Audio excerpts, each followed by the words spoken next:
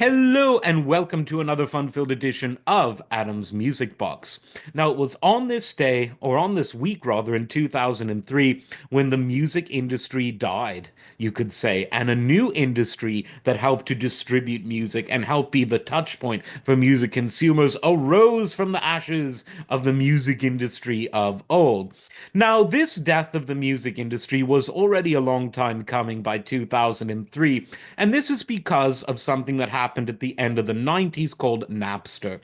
Now, in the 90s, the music industry was running high. Even when you adjust for inflation, the average cost of a physical media piece of music in the 90s, which by the end of the 90s was primarily the compact disc, it was extortionate. Frankly, the price of CDs is one of the only things that's actually gone down in price since the 90s, which shows you just how much they were sticking it to the customer. Even compared to an LP or a tape, a CD is quite inexpensive to mass produce. And the average cost ranged anywhere from 15 to 25 bucks in 1990s dollars.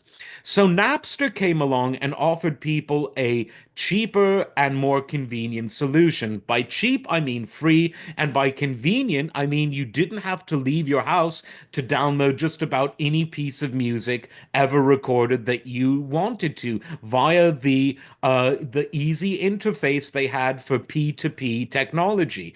It was a network of global computers, global music libraries, and people would share and download, and everything seemed fine until the lawsuits began.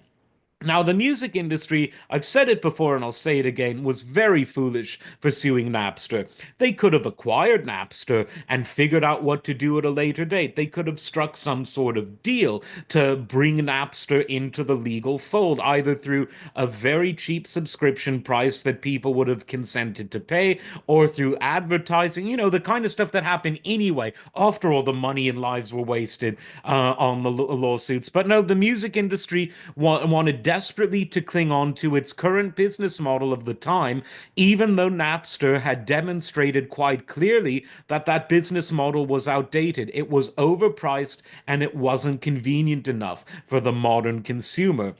And so, yep, they won the lawsuit and Napster was sued out of existence, but then came all of the Napster clones, the Kazars, the LimeWires, and the rest of it. And so Steve Jobs from the tech world went to the music companies, the record labels. He said, look, you cannot sue all of these people out of existence. You sue one, spend all the money on the lawyers, and another one pops up the next day. The only way to do it is by building a user interface so convenient and charging the users such a low price that they'll say it is worth it to do this rather than risk some of the viruses associated with some of those things that followed on from Napster. And he said, and what is the price point going to be? $1, well, 99 cents per song. And we're not going to bundle it on albums. We're going to let people buy any track they want. And the music industry was sharked. They didn't know how to react because it really put a hole in their business model. But because they were so slow to react to Napster, and because they reacted to it so foolishly, Steve Jobs had him by the balls. The tech industry, therefore, had him by the balls. And look what's happened to music since then. Music distribution now is really in the hands of the tech companies. Spotify, Apple, Amazon, some of the smaller platforms that are more specialized, Tidal, Cobuz, Deezer. Those are the companies, all of which are tech companies that have the music. They have the oligopoly on music distribution. The music industry lost their relevance because they didn't develop their own tech platforms, nor did they work on some sort of M&A deal with Napster when they could have approached them, worked out a win-win compromise. Instead, they sued them out of existence. And as a result, what's left of the music companies is really just a glorified public relations firm because these days you don't need a music company to bankroll a recording budget. Most people can and do record it themselves at their home studio or a semi-pro studio. And even the professional studios, you can go to Kickstarter or GoFundMe and raise your money to buy studio time.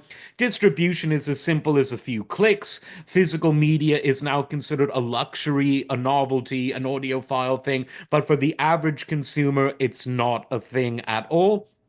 And even promo. Yeah, it helps to have the budgets of a major company behind you, but some of the tech companies are now doing it too. And a lot of people are just relying on sort of small priced ads or just viral solutions on the TikToks of the world to get your music well known.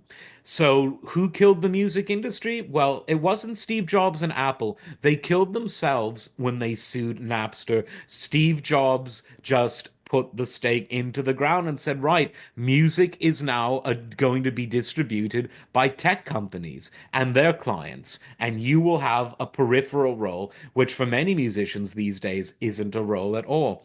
It's a long journey that all really concluded in 2003, although we didn't. Well, some of us knew it, but not all of us knew it at the time. Like, subscribe, and we'll see you next time. Take care.